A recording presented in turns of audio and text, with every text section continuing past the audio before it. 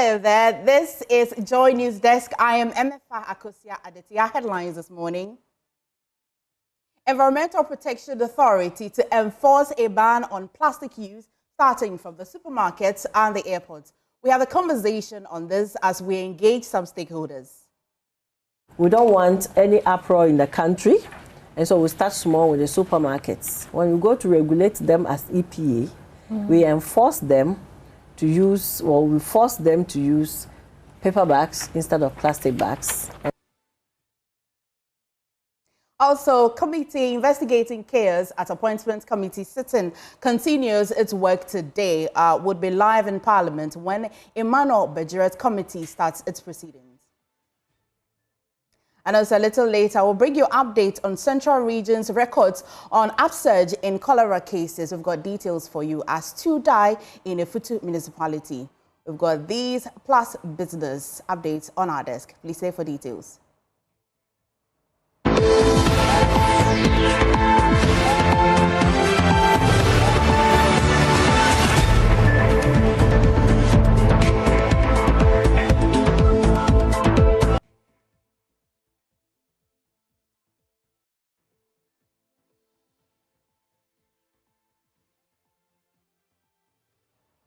Many thanks for choosing us. Now, Environmental Protection Authority is preparing to begin the enforcement of a ban on plastic use, starting from the supermarkets and the airports. The EPA says under the new rules to be implemented soon, airline passengers will not be allowed access to the airport if they even hold water stored in plastic bottles.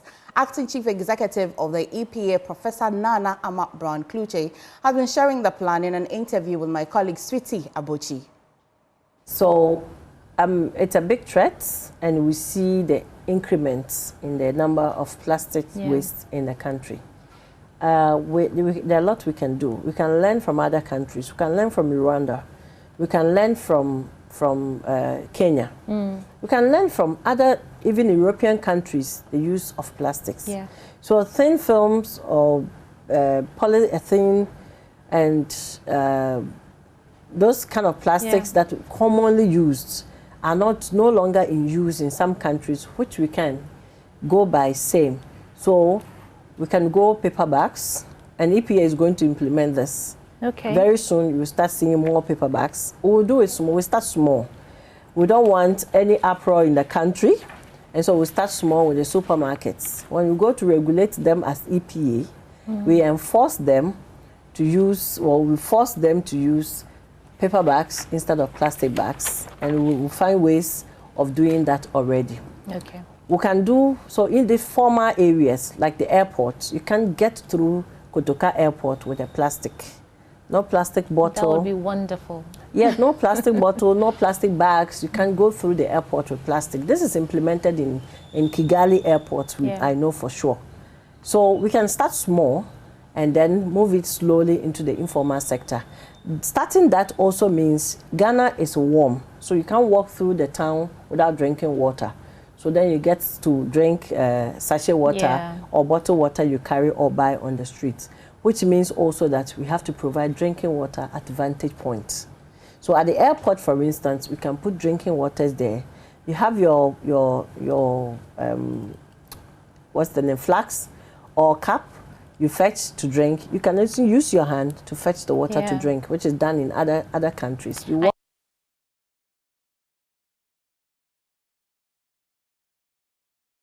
welcome back. Let's engage further on this conversation as there's that debate whether or not there is particularly a law that the EPA is going to be enforcing or implementing, because then if there's no law, whether are they going to be enforcing, are they going to be creating their own laws, or there is a framework that they are hoping that will turn into a bill, that will turn into a law that would go a long way to be enforcing. But let's engage some stakeholders. This morning, I'm joined by Desmond Alunwa, is a plastic waste expert, as well. Ebo Boche is president of Ghana Plastic Manufacturers Association. One of my personal favorites, One Love Kubolo, is a musician who has for a long time been advocating a ban on plastics. Thank you, gentlemen, for joining us. And then I'll start, well, let me start with One Love. One Love, how have you been?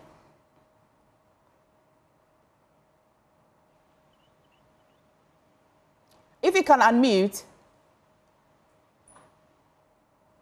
Oh, sorry, it's still morning for me.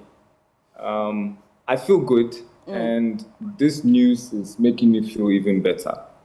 Happy to be with you guys. Right. I mean, for years, you've been advocating a ban on plastics. Have you thought about its feasibility, and how are you thinking that this implementation will go a long way to help us? Let's hear your thoughts. Well, I've seen it done in certain countries in East Africa. Definitely, I've seen it in Europe. And quite recently, I was in Abidjan, also in Abidjan, which is our neighbor, our neighboring country, Ivory Coast. They don't give plastic at the supermarkets. Use paper bags over there. So I know it's possible.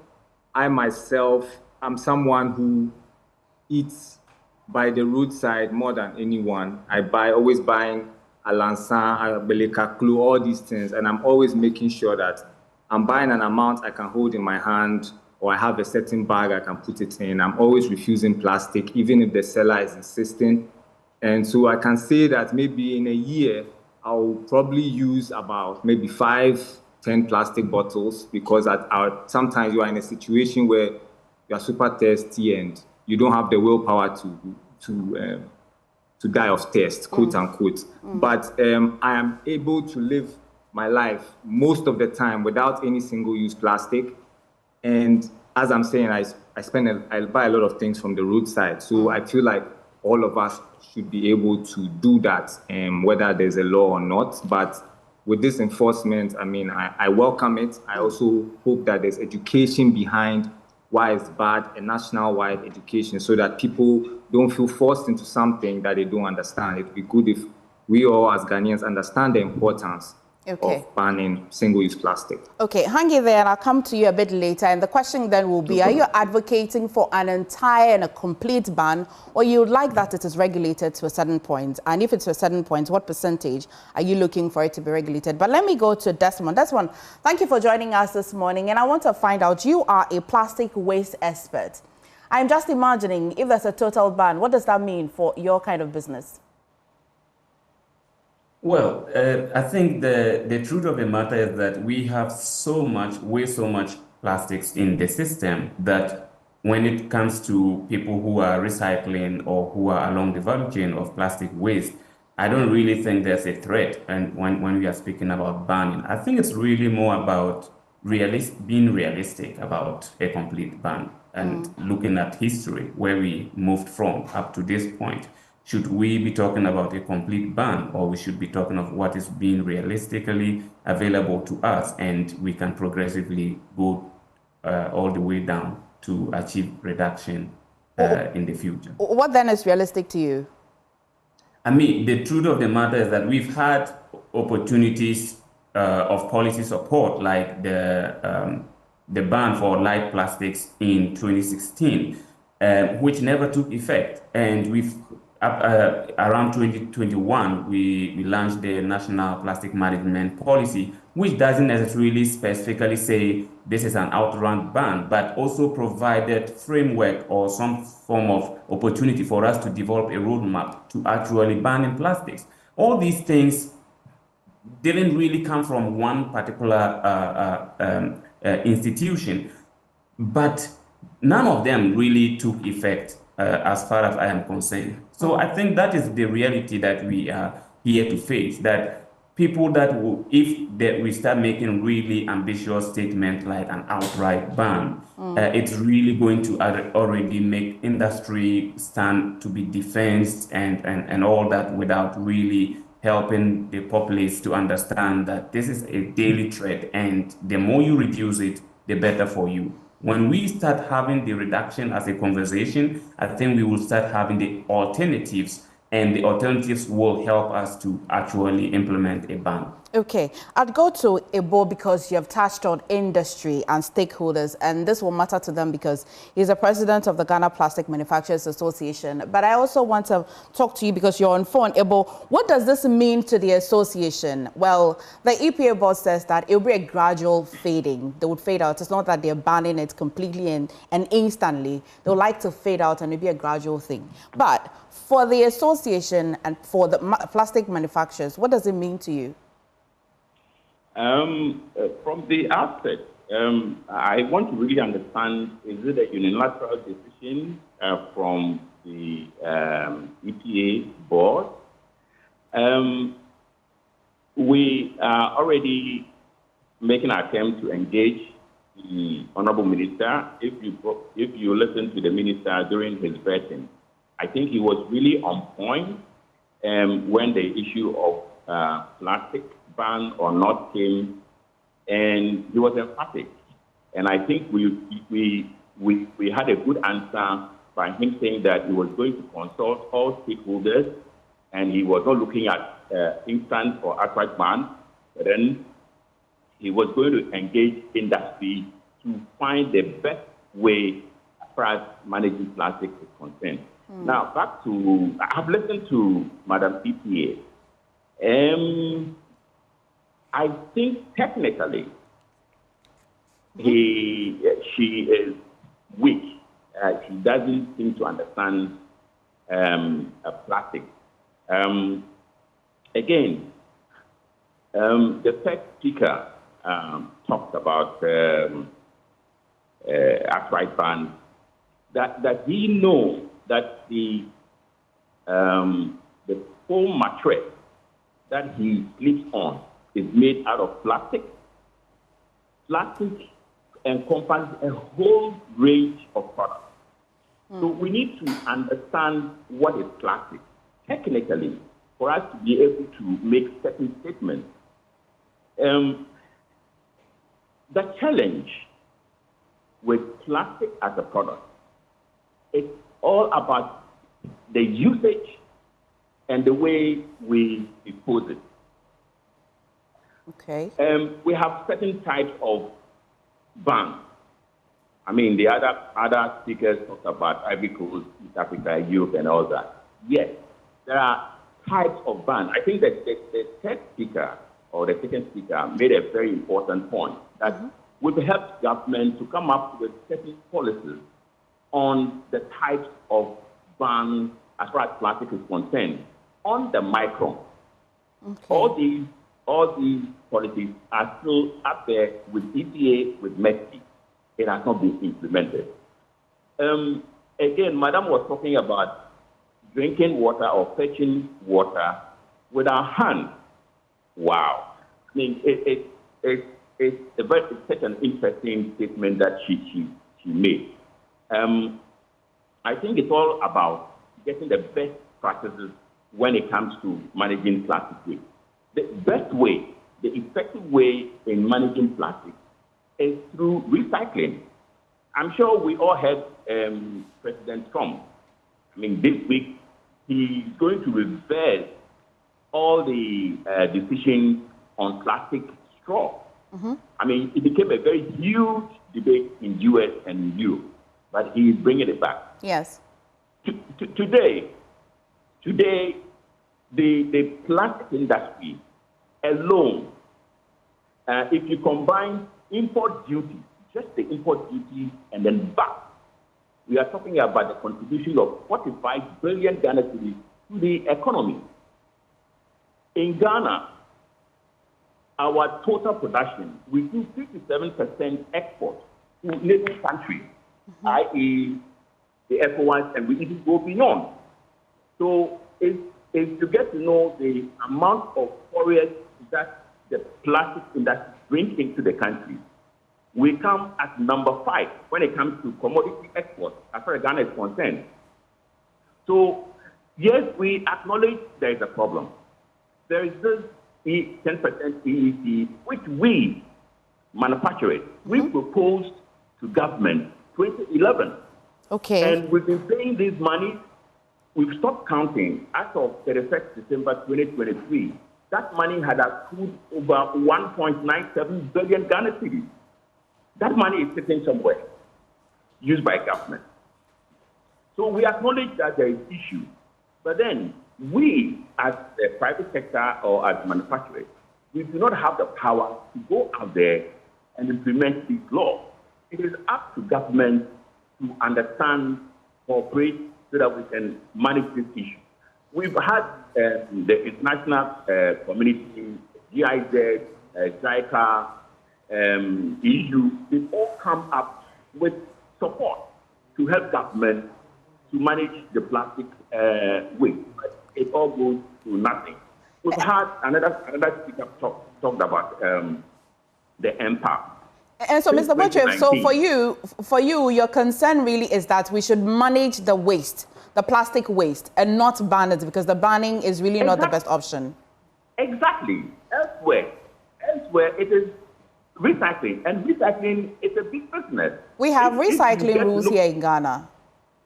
Come again, sorry. We have recycle rule here in Ghana, and that has not yielded much results as well. Are you sure? In about 2 months' time, one of our members will be starting the biggest PET recycling plant. What would that be? What does that mean? PECE. PET, that is the plastic bottle for the water, okay, drink, etc. Okay. So this company is going to collect all used plastic bottles, recycle them 100% back to bottles. We call it RPET, recycled PET. Okay. And this company is starting in another 2 months' time. We might even get to a stage where we might have to start importing plastic waste to feed the plant. I see. The issue we've got is got to do with the life gauge, the low micron, like the shopping bag. These we've advised MESI and EPA to raise the micron so that it doesn't become too light. It will discourage people from using life gauge and giving it for free. Elsewhere in Europe, you pay for the plastic bag if you want to. They will give it to you, but you pay money for it. But here it is free. Somewhere in 20, I've forgotten, but a couple of years back, we came up with what we call VEPR, Voluntary Extended Producer Responsibility. Yes. And we're going to get, Malcolm was on board, we're going to launch a project that when you go to a shopping mall and you shop, you pay 10 pesos for the shopping bag. And we're going to use this as a subsidy for those who are collecting and recycling. On the day that the project was going to be commissioned, at that time, Dr. Priye was the MESI minister. It was on that same day that Parliament started to pass the e-levy, and therefore the program was cancelled, and unfortunately we couldn't get it on track. Okay. So from industry, we've done so much to make sure that we get plastic managed under control, but the government is not forthcoming. Okay, please hang in there for me. Let me go back to One Love. So you may have heard what the presidents for the Plastic Manufacturers Association have just said. Clearly, it's business time and policy discussion time, and they are really not for the ban. And you can hear him that they have offered alternative way in which we can curb this situation. What do you think? Yeah, I mean, he has to make his money. He has to make his salary. So, of course, he will talk about it continuing. I just wanted to point out, so far in the world, plastic created, not more than 10% has been recycled, with all the countries that have very excellent recycling records, like Denmark and so on. Only 7% to 10% of the plastic ever created has been recycled so far. There's no way. I'm very curious about, of course, this new endeavor about 100% recycling of these bottles. But we also have to think of microplastics that are beginning to enter our bodies through all these single-use plastics. And again, when I was speaking, I wasn't under the impression that they were asking for a total ban on plastics. So he brought up a mattress, but I don't sleep on a mattress. But however, I use a motorcycle, which is also made from plastic. So I do know that there's plastic that somehow we've convinced ourselves we can't live without, fine. But the single-use plastic is the problem. I just came from Tamale yesterday. Everywhere around me, all the bushes, everywhere as far as you go, is just filled with plastic bags, plastic bottles, everywhere. It's just getting worse and worse. So when people claim that there's better and better programs recycling this plastic, I wonder where they are getting their information from. I used to swim in Labadi at the Labadi beach. I can't swim there anymore because of all the plastic there. And so if you have assurances that at least the measures that will be put in place, if we want to go the recycle way, despite your data that you're sharing with us now, if government gives assurances and you see evidence of that assurance that they can recycle or they can manage the waste very well, would you come along with that? Oh, first of all, but you know, like, we are Ghanaians, we will need some time to start fully believing our government. Okay. And aside from that, it's like there's countries that are more well organized and I feel well managed that are still struggling with single-use plastic. So we that are not that organized at the moment, how will we be able to face this menace? You know, okay. I feel like we need to really be strict on single-use plastic, plastic that people use for just 5 seconds, 10 seconds. You buy one yogurt. It's put in a white bag, a white plastic, clear plastic, then it's put in a black plastic. As soon as you finish that yogurt, the next 2 minutes, that plastic is rolling around on the road somewhere, 3 levels of plastic. I feel like we need education combined with some strict measures to really curb the single plastic. I don't see any latex mattress lying on the roadside and stuff. I'm talking about single-use plastic. You know? Well, this one, so I know that you are also a climate change expert as well. So the conversation here on plastics, give us an extended repercussions of the use of it. You've heard the president as well say that in terms of the chain, they have done a lot of things that could at least curb the situation. In terms of recycling even, does it have any impact on our climate change? Let's have a conversation on that. You know, about 3 years ago, I was in Lagos. And first of all, let me say that we are not more chaotic than Nigeria in terms of policy, in terms of population, in terms of whatever. Now, LASEPA, the Lagos EPA, implemented this like 5 years ago for their office. Almost all offices that are, or institutions that are within Lagos had to take the same step. No single-use plastics, whether it is your lunch that you are buying, what is the water that you are buying, whatever it is, no single-use plastics within the premises. And so people have to come with their lunch boxes, people have to come with their water bottles, they have a refilling point that they refill, and this is spreading. Now, I'm happy this is coming from the EPA and not any other institution, because actually they are in the right place to actually implement this. I would say that they should start talking with MESTI, they should start talking with the Ghana Standards Authority, all the institutions that matter. Now, I saw that you put on your screen, plastic brings about 5 billion into the economy. You know what else brings more than 5 billion into the economy? Galamsey and many other things. The question is, at what cost? About 18,000 premature deaths are recorded in Ghana every year. 18,000. I'm talking of lives of young people. I'm talking of lives of people who can still live long, but they die prematurely due to air pollution, mainly coming from open burning of waste. Do you normally, or if the president is listening, you normally burn your organics if it is just organic waste alone, if it's just food waste? Do you burn it? No, it's usually because it's contaminated with the plastics. And people don't really understand how they can treat the plastics. It is the main problem that they are having.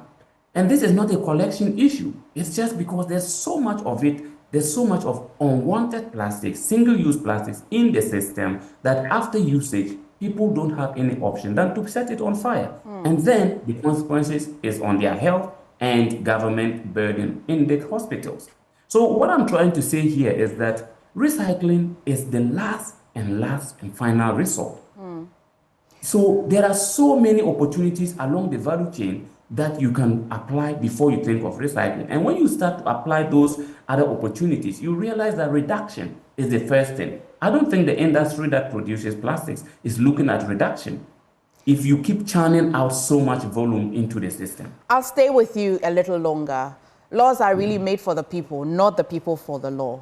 I mean, you've mentioned Nigeria, and you premised it on the fact that we're not chaotic as much as them. And yet, in their offices, they have started to implement this, you have to manage the plastic system in Nigeria. Now, back here in Ghana, if you just take a trip around the country, in your mind's eye, and you look at the cultural, behavioral patterns of people in this country, feasibility, real feasibility of this law, let me in a bit. Is this feasible? Right. Is this feasible? You see, everything always looks like it is not feasible until you actually implement it. Now, in my, I don't know how much you know about my field, but we just won a short prize for one of our projects, which is mainly on waste management. We started this in New to BSA, and then we brought it to Accra in 2021. Accra is the biggest city we have in this country. What does it do? It educates households to separate their waste at source. We set up buyback centers where we incentivize. Incentivize here means we give people money for taking the effort to separate their waste. So those who bring their waste to us, our buyback center, they no longer actually have to pay for a collector to take it, but we pay them for the organic waste and some of the plastics that have market value. The most of the ones that we are complaining about here, they have no absolute market value. They are residual waste. So who is going to pay you for that? We pay for the organics because we are producing 2,000 kilos of compost fertilizer every month. A lot of the farmers in Ghana come to us and then they take this and they are giving us testimonies about that. The contamination is usually coming from the single-use plastics. We serve Horse Riders Association, we serve a lot of the pig farmers, we serve a lot of the animal farmers in the city of Accra because we serve as quality control. We collect our waste unadulterated because they feed their animals with these things. Why are they not collecting it from the households directly? Because the households are not educated. The ones that are not within our jurisdiction are not educated that they can actually make money while ensuring that their waste is quality and it becomes a resource for another person. Okay. What I'm essentially saying here is that it is very much feasible because the country, everybody in the country is struggling and they all want a solution to this menace, but nobody is setting them in the right path. So actually starting from the airports and other places that are institutions, the same people who work there will take it home. So it's highly feasible. Okay. If I still have Ebo with me on phone, Ebo, yes. On a larger conversation, many have said that let's start gradually. For example, let's put the responsibility, what we describe as extended producer responsibility. Many have said that we should ban certain plastics. Many have also said that let's put taxes on it so that people are unable to use it as much because of the cost that is involved, which you have also alluded to. Aside these three things, and to also, one love said that you have to make your money. It's business, at least. You've invested. You've invested, and that's quite a public knowledge. Aside these three things, what other things do you think we can coexist to at least make sure that if we are not doing an outright banning, we are at least managing the situation? I'm a bit surprised that the other two speakers, including yourself, did not make any comment on the fact that we'll be paying special tax, and we pay it's over 2 billion now. That money is in the consolidated account, is sitting with government, and government have used the money. Do you know what 2 billion Ghana cedis can do in terms of collecting plastic waste, recycling, or placing subsidy on recycling? It would have done so much. And the point exactly will be? Come again? And the point exactly will be that we can use that money for what? I want clarity on that. Because that money, the Act specified, it was supposed to be used as subsidy to support plastic waste recycling. Because what happens is that at some point in time, recycling becomes so expensive. To get the virgin material is much, much cheaper than recycling. So that money was supposed to go as a subsidy, and it is done elsewhere in Europe and the Americas. So now, government is using that money. Until today, as we clear raw materials from the port, we pay 10% environmental excise tax on our raw material. This moment, we still pay. And that money goes into consolidated accounts. I think the bigger problem is got to do with government. Government is not being able to come forthright. We have so much law, bylaws, even the assembly can even implement. I remember at one point in time, we had 7,000 dustbins, specially designed bins for plastic waste in the city of Akatema. We had to get about 27 people arrested.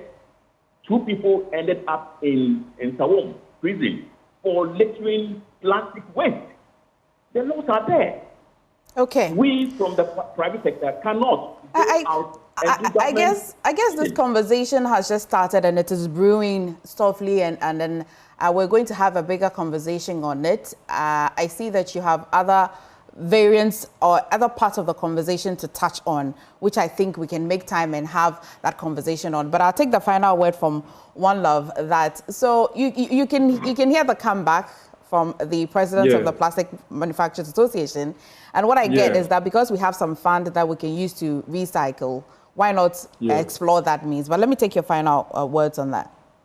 Yeah, somebody has scammed him. He's basically a client. Somebody has scammed him through the internet and has taken his 2 billion. That's all I can say, because we haven't seen any results of it, right? So somebody has scammed him. That's all I can say. The plastic there, no matter, this single-use plastic, there's no way we can face it unless there's serious education, and at the same time, we have the alternatives to have to be present. If we don't show people the alternatives, like paper bags, recycled paper bags, and so on. If we don't have these alternatives and we're just trying to ban, of course, these single plastics. Also with the plastic bottles, glass bottles, paper bottles, there's several ways that we can package and sell water. In our household, we have used 3 dispenser bottles for the past 3 to 4 years. We don't buy plastic bottles into the house unless maybe I forget that the 3rd dispenser bottle is empty and there's a Sunday and I can't go and buy the bottle. But we use only dispenser. We always go and exchange the bottle and bring it back. So we try to minimize plastic and single-use plastic. So, and I think it's possible for everybody to do the same. Okay. Thank you so much, Mola, for joining us this morning. And thank you so much. For having us. Desmond, thank you so much as well. And thank you, Mr. Ibobochi, as well for joining us. Now, moving on, let's take you to the Central region, which has recorded a surge in cholera cases. Data available shows, and we'll be rolling that on your screen now, that the districts and the dates that cases were recorded in Agona West, 15 cases were recorded on the 6th of February 2025, and also 7th of February 2 cases, and on the 8th 4 cases. Efutu as well 10, 18, 10. Gomoa Central 3, and then subsequently none recorded. Cape Coast 2, subsequently none recorded for the same date, that's the 6th of February. Gomoa West as well 2, and subsequently none recorded. And I like to tell you that this data is up to the 8th of February, not today. And Commander Edina as well, just 1 on the 6th of February. However, on the 7th of February, we had 4. In total, we have had 31 cases on the 6th of February, and then 24 cases on the 7th of February, and then in total as well on the 8th of February, 14, and unfortunately 2 deaths up to the 8th of February. This is the data available, and it is quite worrying. Let's explore this later. Now, let's see how the health authorities there are dealing with the situation. Let's speak to Dr. Agnes Anani. She is the Central Region's Director of Health. Now, before that, let's bring you how this has happened. Acting Medical Superintendent of the Winneba Municipal Hospital, Dr. Douglas Amponsa says his outfit is worried about the surge in cholera cases. Patients, mostly pregnant women and children, are mainly from fishing communities within the Efutu municipality. Dr. Douglas Amponsa says his outfit is doing all it can to contain the spread of cholera in the area and called for national support to combat the disease. The criteria is that if a case comes from where we have confirmed, we don't need to even test that one to say cholera. Because if someone is coming from the same area and the person has been confirmed as a cholera case, then that one is a probable case of cholera. So now out of the 356, we have confirmed 29 out of them. So those are confirmed cases, like these are tested and positive cholera. But majority of these 356 are coming from similar areas. So if you have confirmed a case from this area and you came from there, you are likely to be one. Meanwhile, the 2024 National Democratic Congress parliamentary candidate for Efutu, James Kofi Annan, has led supporters of the NDC in the Efutu municipality to donate hand sanitizers, nose masks, and tissues, and provided financial support to enhance healthcare at the Winnipeg Municipal Hospital. 356 cases is very, very high. I think it's alarming enough to say there's some epidemic or something that's happening. So, as I have said, we will do everything to do things that will prevent them. We're talking about water running, they don't have them in their homes. We're talking about gutters choke, people throwing gutters in the throwing rubbish in the gutters, and then water running through those gutters and children going to play in it. I also talked about how these children scavenge in that refuse dump in Sanko. These are all things that I suspect may be causing these things. So we want to promise that as for that dumping site, we will change its location. We'll make sure that it's no more located within the community.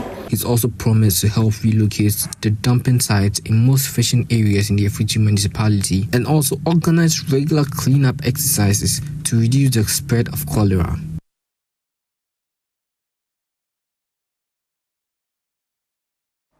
We're hoping to talk to the Central Region's Health Director, but unfortunately, we're unable to bring you that update. But this is a very important story, and we'll keep an update on our eyes on that to bring you updates. Now, away from that, let's take you to Parliament. Our Minority Leader, Alexander Afenyo-Markin, and other members of Parliament on the ticket of the opposition New Patriotic Party will appear before the special committee probing the chaos at the Appointments Committee. The ad hoc committee chaired by Emmanuel Bejira has held 2 public hearings and heard testimony mainly from NDC MPs, some parliamentary service staff. Now, the MPP side has refused to participate in a large part of the hearings. So will they show up today? Well, we'll have an update, but first, let's tell you what has happened so far, and we'll bring you that update. On the first day of its public hearings last Wednesday, one of the 2 NPP MPs on the committee, Kwame Anyimadu, was present and posed questions to a number of witnesses before the Minority Leader Alexander Afenyo-Markin is said to have asked him to withdraw and further barred other NPP MPs from testifying. We're told when he came back, he said the leader asked him to recuse himself and not to be part of the meeting again. We had one of the witnesses from the other side who was coming, and later on sent a text message that he will not come again because his leader said he should not come. This led to an abrupt suspension of proceedings. Last week, Friday, the committee reconvened with the expectation that the NPP MPs will resume their duties on the committee and those invited to testify will show up. But that was not the case, with the caucus accusing the chairman of bias and demanding his removal as chair. In widely broadcast media interviews, Honorable Bejira made prejudicial statements alleging that the minority leader was actively conspiring to derail the committee's work. With the committee expected to resume hearings this morning, up to a dozen NPP MPs are expected to testify, including Minority Leader Alexander Afenyo-Markin and his Chief Whip Frank Anodompre, who some NDC MPs have testified instigated the chaos at the committee. The expectation is that they will not show up following their decision to boycott until the chairman of the committee, Emmanuel Bejira, who they accused of bias, is replaced. So will they show up or not? Time will tell. But the chairman of the committee, Emmanuel Kwesi-Bedzua, is adamant that their absence will not affect the committee's work. Reporting for Joy News, Kweku Asante. Well, the question of whether or not a minority was going to show up today, here is the answer to that. Minority Leader Rice, the chair of the committee, saying that his side will not participate until the Speaker responds to their memo on the issue they raised. Now, NPP MPs on the committee will not attend. Identified witnesses, including himself, will not attend. And here is the letter dated the 10th day of February 2025. And the subject matter on your screen says that minority's position on the committee's proceedings says that I write to inform you that I have submitted a memorandum to the Right Honourable Speaker on behalf of the Minority Caucus regarding concerns surrounding your continued chairmanship of the ad hoc committee's proceedings. Pursuant to this, and given the significance of the issues raised, the Minority Caucus considers it prudent to await the Speaker's response before taking any further steps in relation to the committee's work. It goes on to say that this should not be misconstrued as unwillingness on the part of the minority to engage with the committee. Rather, it is a necessary step to ensure that due process is followed and the process remains fair, impartial, and credible. We trust that the Speaker will address these concerns in a manner that upholds the integrity of the committee's work and the broader interest of Parliament. We appreciate your understanding and look forward to a resolution that ensures confidence in the committee's proceedings. Respectfully submitted. And so this is what is happening. Now, let's take you...